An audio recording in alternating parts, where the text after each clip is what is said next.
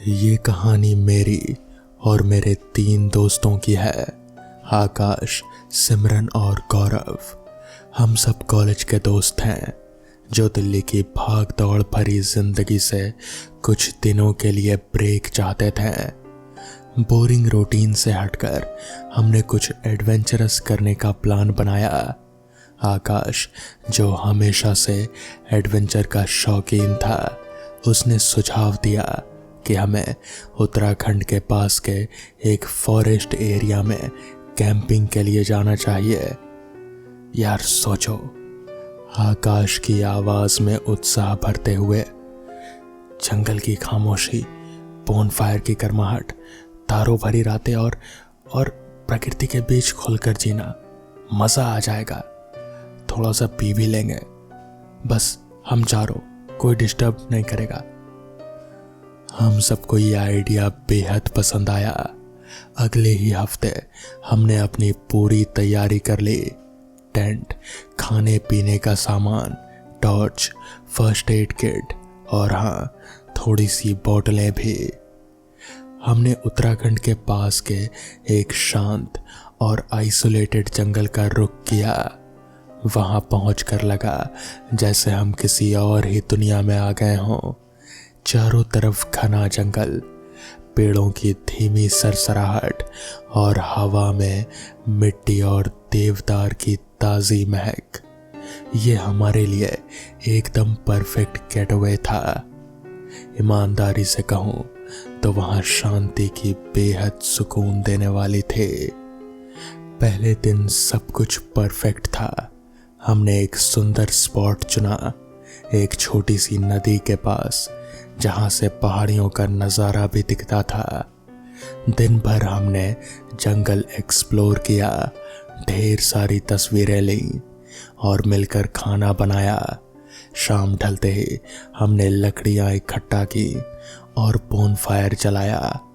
आग की लपटें अंधेरे में नाच रही थी और हम सब उसके पास गोला बनाकर बैठ गए, पुरानी यादें ताज़ा करने और भूतों की कहानियां सुनाने के लिए।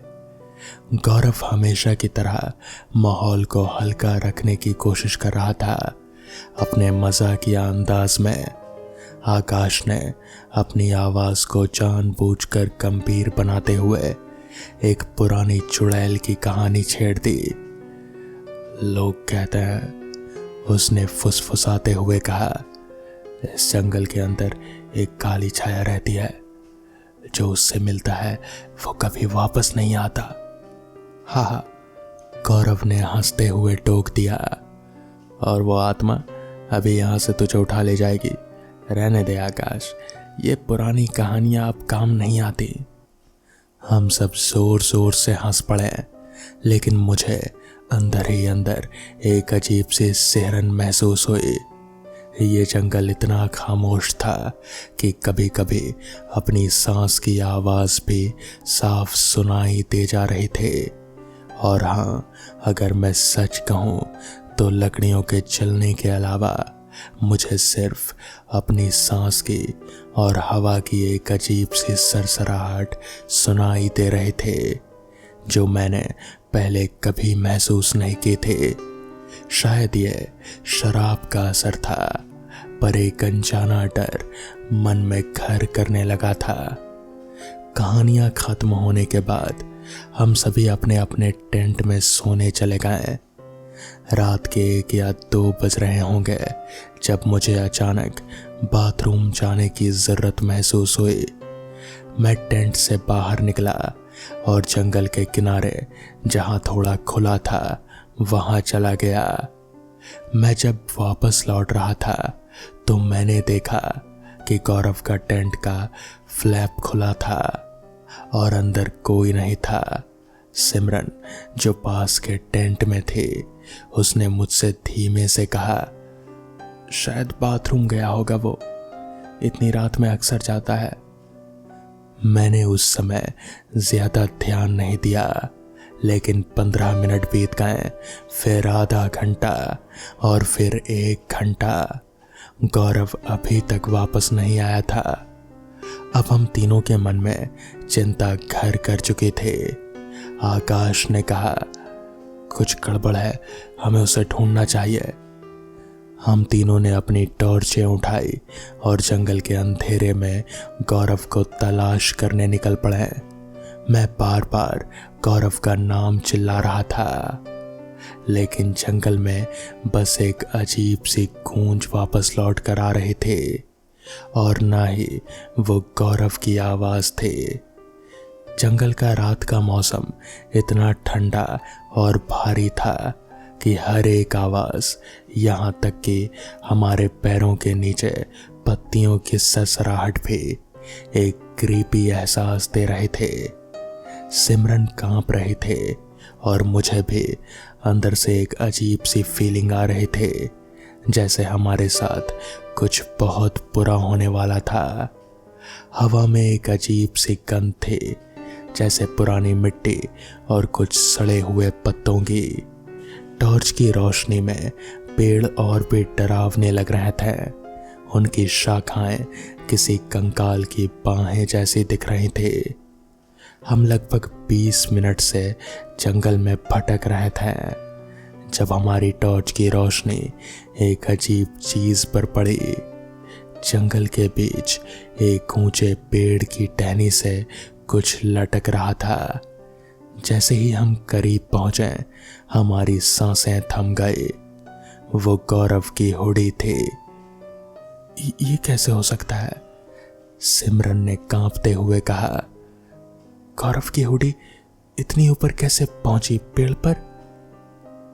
यह सच में अजीब था। पेड़ की टहनी इतनी ऊंची थी कि कोई उसे यूं ही उछाल कर वहां तक नहीं पहुंचा सकता था। आकाश ने जैसे तैसे एक लंबी टहनी की मदद से उस हुडी को नीचे गिराया। शायद उसने गलती से ऊपर फेंक दिया होगा। आकाश ने तर्क देने की कोशिश की, पर उसकी आवाज में विश्वास नहीं था। मुझे आकाश का ये जवाब बिल्कुल भी लॉजिकल नहीं लग रहा था।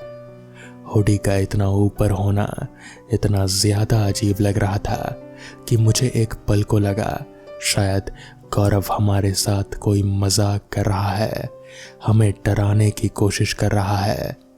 मैंने एक बार और चिल्लाकर कहा, गौरव, मजाक बहुत हुआ यार, चल अब वापस आ जाओ। लेकिन दोबारा वहां सिर्फ एकांत था और कोई भी वापस आवाज मेरे पास नहीं पहुंची। केवल हवा की एक धीमी सरसराहट थी जो पेड़ों की पत्तियों से गुजरती हुई एक सिसकने जैसी लग रहे थे। हमारे पैरों के नीचे सूखी टहनियां झरमराहट की आवाज कर रहे थे जो सन्नाटे को और भी गहरा बना रहे थे। हम लोग धीरे धीरे करके आगे बढ़े और एक खुली जगह पर पहुंचे। वहां एक अजीब सी ठंडी हवा चल रही थे जो हमें अंदर तक कंपा रहे थे। बिना किसी वजह मुझे वहां एक असहनीय डर महसूस होने लगा था। मुझे लगा जैसे किसी की आंखें हमें देख रही हो, भले ही आसपास कोई ना हो। तभी सिमरन ने अपने हाथों से मेरा कंधा पकड़ा और उसकी आवाज मुश्किल से सुनाई दे रहे थे। साहिल, वो क्या है? उसने पेड़ के पीछे कुछ देखा था। मैंने अपनी टॉर्च उस दिशा में की और सच कहूं तो मुझे ये नहीं करना चाहिए था। जैसे ही मेरी टॉर्च की रोशनी वहां पड़ी, मेरी सांसें अटक गई। मैं अपनी जगह पर जम गया। मैंने एक काली लंबी परछाई देखी, एक आदमी के साइज की, लेकिन बिना किसी चेहरे की। उसकी कोई आकृति नहीं थे, बस एक घना काला साया जो अंधेरे में और भी ज्यादा गहरा दिख रहा था। उसकी कोई रूपरेखा नहीं थे, कोई पहचान नहीं थे, बस एक काली भयानक मौजूदगी। मुझे पता है कि यह कहना भी पागलपन लगता है, पर मुझे यकीन है मैंने क्या देखा। मेरी आवाज नहीं निकल रहे थे, बस एक फुसफुसाहट मेरे मुंह से निकला, भागो भागो यहां से। मेरी ये बात सुनते ही आकाश, जो मेरे पीछे था, वापस मुड़ा और जोर जोर से चिल्लाने लगा, भागो भागो। और वो तेजी से वापस कैंप की ओर भागा। भागते हुए मुझ में बिल्कुल भी हिम्मत नहीं हो रही थे पीछे देखने की, लेकिन मैं अपनी पीठ पर उस छाया की मौजूदगी महसूस कर पा रहा था। मेरी धड़कनें बस बढ़ती ही जा रही थी, शायद भागने की वजह से, पर ज्यादातर उस भयानक परछाई की वजह से। मुझे लगा जैसे उसकी ठंडी अदृश्य सांसें मेरे कानों के पास से गुजर रही हो। सिर्फ अपने कैंप के पास पहुंचने पर ही मेरे पैर रुके, लेकिन हमारा कैंप बिल्कुल अस्त व्यस्त हो गया था, जैसे किसी ने सब कुछ तोड़ दिया हो। टेंट उखड़ गए थे, सामान बिखरा पड़ा था और बोन फायर की आग लगभग बुझ चुके थे। बस कुछ चिंगारियां ही बचे थे। सिमरन एक कोने में बैठकर सिसक सिसक कर रो रहे थे और आकाश अपनी सांसों को काबू करने की कोशिश कर रहा था।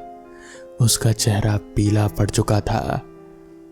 मुझे लगता है कि वो चुड़ैल थी, सिमरन ने रोते हुए कहा। आकाश, तुम्हारी कहानी सच में सच थी क्या? आकाश ने कहा, अरे नहीं यार, मैं तो तुम सबको बस डराने के लिए बता रहा था। तुम इन सब चीजों पर विश्वास तो नहीं करते हो ना? आकाश उसे तसल्ली देने की कोशिश कर रहा था, पर उसकी आवाज में भी डर साफ झलक रहा था। तो फिर वो क्या था? सिमरन ने बहुत ज्यादा कंसर्न आवाज में मुझसे कहा। और सच बात कहूं तो मुझे भी कहीं ना कहीं यही लग रहा था कि ये कोई मजाक नहीं था। जैसे ही मैंने होश संभाला, मैंने आकाश से पूछा, यार गौरव ठीक तो होगा ना? मुझे उसकी काफी चिंता हो रही है।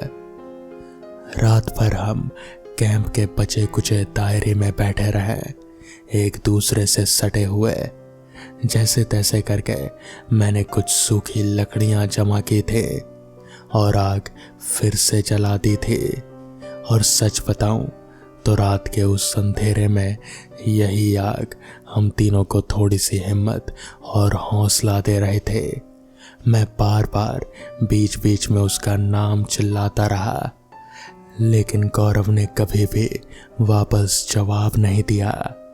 हमें भी नहीं पता था कि हमें इस सिचुएशन में क्या करना चाहिए था। हम उस पॉइंट पर बाहर भी नहीं निकल सकते थे, क्योंकि हमें जंगल से बाहर का रास्ता नहीं पता था और ठीक से गाड़ी चलाने सिर्फ गौरव को ही आते थे। तो हम वहां से बाहर भी कैसे निकलते? मैंने सोचा इस सिचुएशन को और ज्यादा खराब नहीं करते हैं और इस समय के लिए अभी हम कैंप में ही रुक जाते हैं।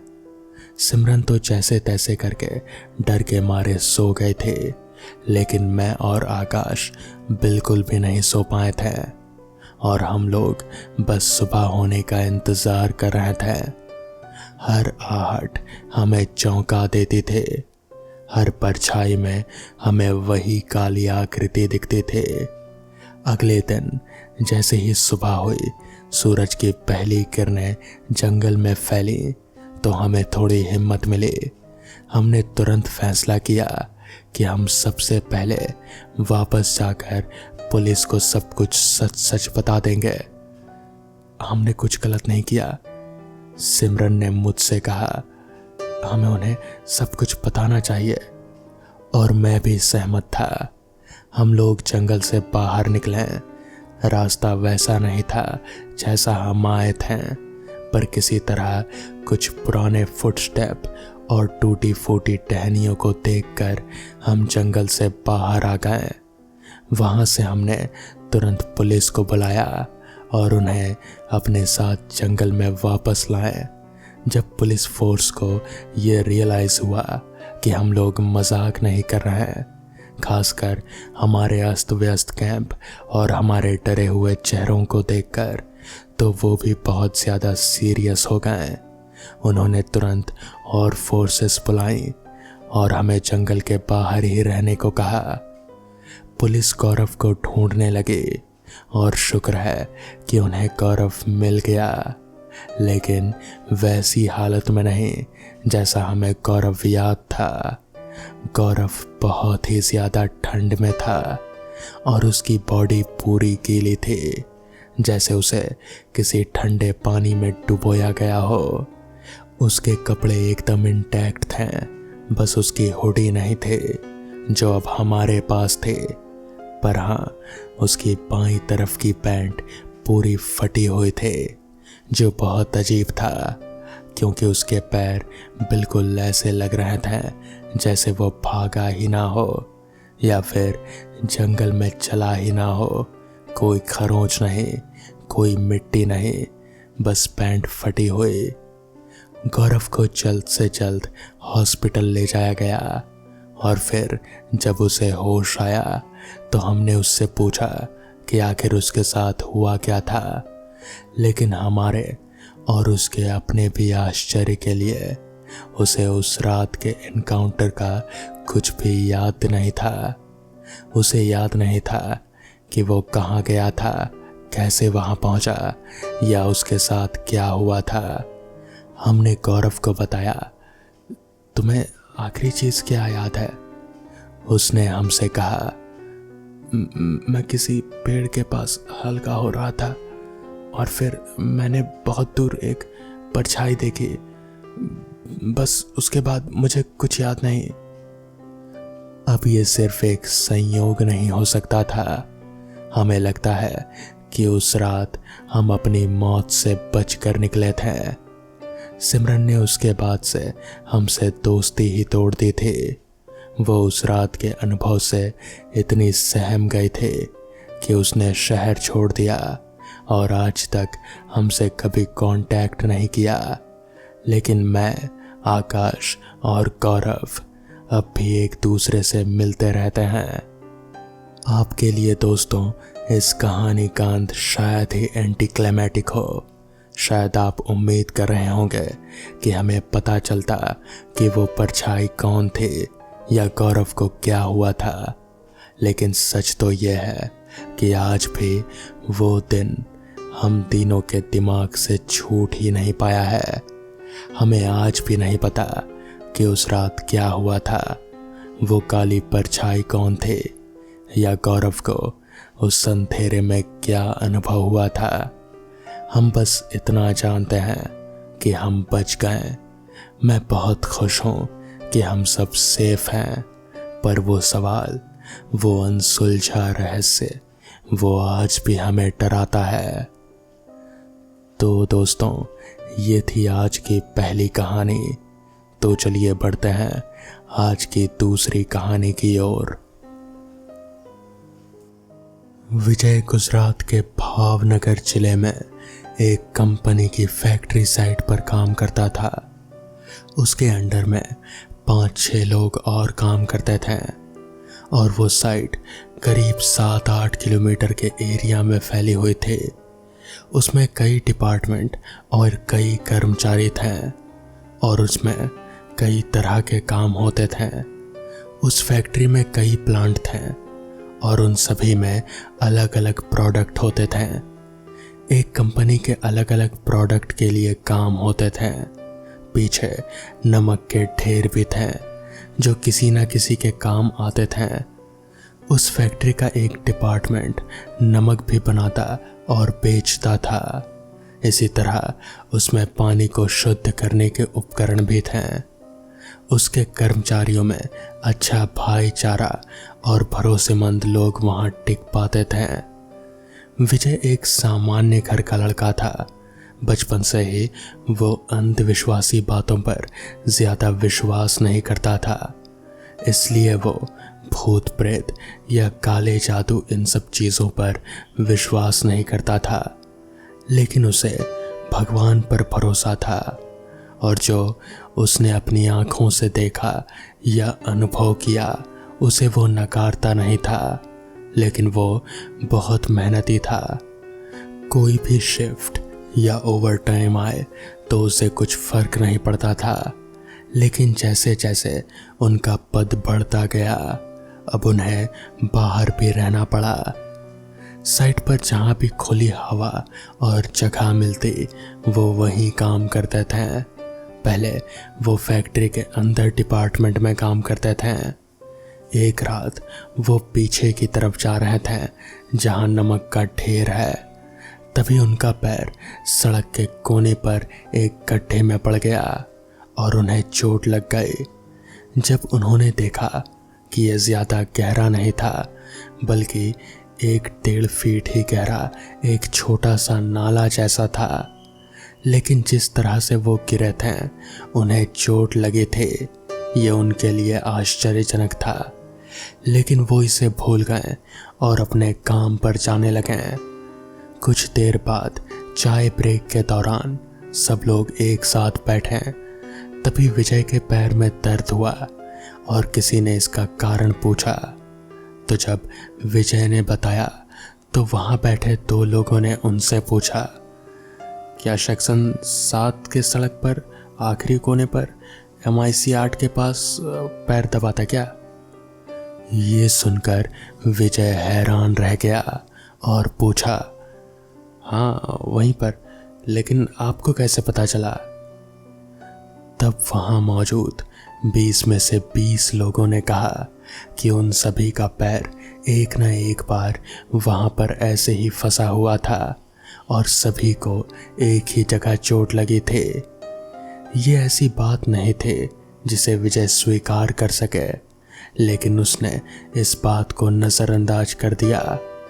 अब कुछ दिनों के बाद विजय और उसके साथी को उसी जगह पर काम करने जाना था जहां उसके साथ पैर वाली घटना हुई थी। और रात की शिफ्ट के दौरान मजदूर भी 1 घंटे आराम करते हैं, इसलिए उन्हें उस जगह पर आराम करना था। जो व्यक्ति विजय के साथ था वो माता का बड़ा भक्त था, और जैसे जैसे वो उस जगह पर गए और काम करने के थोड़ी देर बाद आराम करने के लिए लेटे, दूसरा व्यक्ति अचानक खड़ा हो गया और उसने विजय को भी खड़ा कर दिया और उसे वहाँ से दूसरी जगह जाने के लिए कहा, और वो दोनों खड़े होकर दूसरी जगह चल गए। जब विजय ने उससे पूछा कि तुमने ऐसा क्यों किया, तब उस आदमी ने कहा कि वहाँ एक औरत है जो यहाँ काम करते थे और उसने यहाँ अपनी जान गंवाई थी। उसके हिसाब से ये जगह हमारे लिए सही नहीं है। वो हमें चेतावनी दे रही थी कि अगर हम यहाँ से नहीं गए तो हमारे लिए बुरा होगा, इसलिए मैं तुम्हें उठाकर यहाँ ले आया। वो जगह उसकी थी, इसलिए वो मुझे एक बार बताने आए थे। विजय को कुछ समझ में नहीं आ रहा था कि आखिर उसका साथी ये सब क्या बके जा रहा है, क्योंकि उसे इन सब बातों पर कोई यकीन ही नहीं था। कुछ महीनों बाद विजय को फिर से रात की पाली यानी कि नाइट ड्यूटी में काम करने के लिए चुना गया था। इस बार कारखाने के अंदर काम करना था और केवल नीचे की मंजिल पर ही काम हो रहा था और पहली मंजिल पर काम हो रहा था। रात में दूसरी, तीसरी और चौथी मंजिलें बंद कर दी जाती थे और सभी को वहीं रखा जाता था। वहाँ अंधेरा था और किसी ने विजय को कुछ सामान लाने के लिए चौथी मंजिल पर भेजा था, और वो जब ऊपर गया तो वहाँ बिल्कुल अंधेरा था, वहाँ कोई नहीं था और कंपनी ने एक गार्ड रखा हुआ था ताकि कोई भी बाहर से फैक्ट्री में ना आ सके, और बिना ID कार्ड के कोई एंट्री नहीं थी। विजय कुछ सामान लेने के लिए तीसरी मंजिल पर गया और बाकी मजदूर जिन्हें विजय ऊपर से देख रहा था। विजय वहां ऊपर जाकर सामान ढूंढ रहा था और नीचे झांककर किसी काम से आए लोगों को देखा और जोर से चिल्लाकर नीचे अपने दोस्त को बुलाने लगा कि अचानक अंधेरे में पीछे से किसी ने उस पर लोहे की रॉड फेंकी, लेकिन विजय बच गया। तो वो इधर उधर देखने लगा, कौन है?